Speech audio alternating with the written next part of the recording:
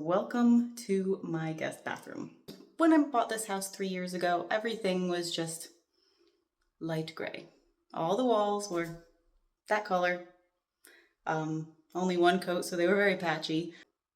It needs to be updated. So the entire first floor has been done over the last 3 years, and I'm slowly working my way upstairs, but we had a little bit of a water leak, so I ended up having to fix ceilings, which took me a while, but I actually just finished the paint job on them today. But now that those are fixed, it's time to do the bathroom.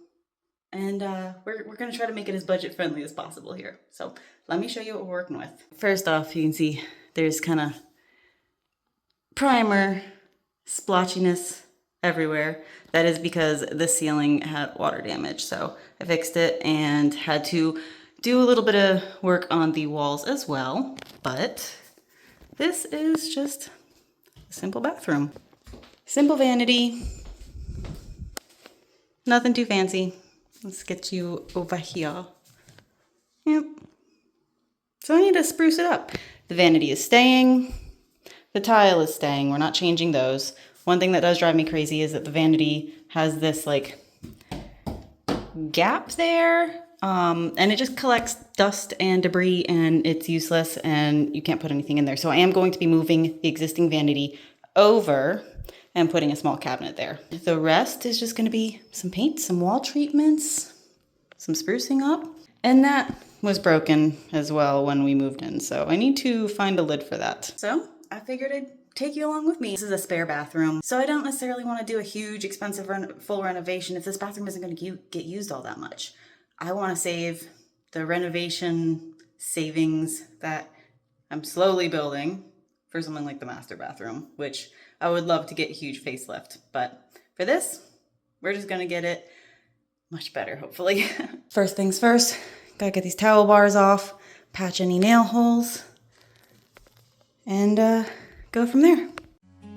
There ended up being so many holes and drips and things that I had to patch and touch up that this room ended up looking like it had chicken pox, and that took quite a bit of time. But I did want this wall in particular to have a really flawless finish because I was going to do a board and batten kind of accent feature that was going to be an extremely dark color, and if it did have any flaws, it would end up showing up like a sore thumb.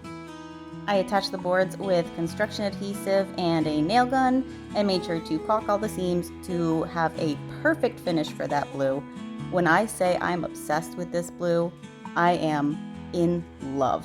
It is not nearly as dark and black hole-like in person. The video does not do it justice. It is absolutely stunning. But it took so many coats to get that flawless coverage. And that blue color is Starless Night by Bear. Now here is where things started to get a little messy. I started painting this color and I wasn't in love with it, but I knew it would dry slightly different. And when it was dry, I realized it was basically pink. You can't really tell in the video all that well. So I did switch it up with a new color and realized it was quite similar to the last color, but was still better. So I decided to continue with what I was gonna do. Yeah, I know for this design I could have used wallpaper here, but I didn't want it to have that level of flawless. I wanted each line to be slightly different than the other one. I wanted them to have more of a painterly stroke, to be a little bit less perfect, less formal.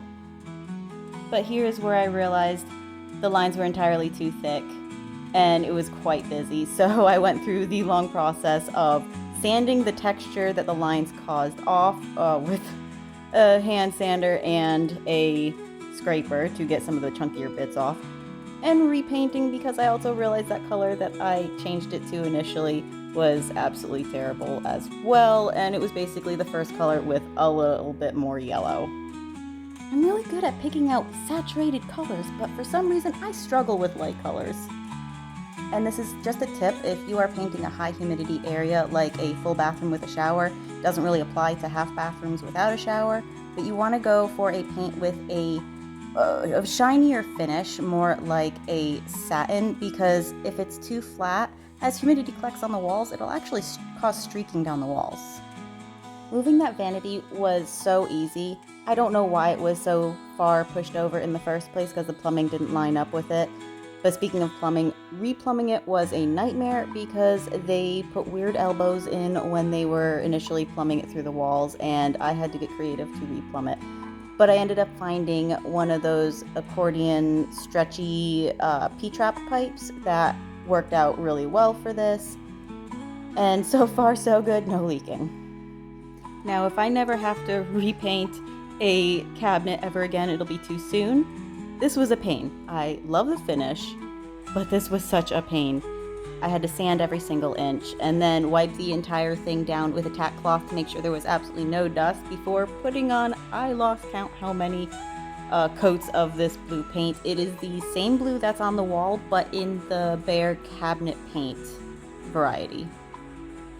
Oh, and because I didn't say it before, the final paint that I used on the walls was Polar Bear by Behr. I was a little apprehensive to go so light because I have something against really light white colors for paint. I don't know what it is. It's just a me thing.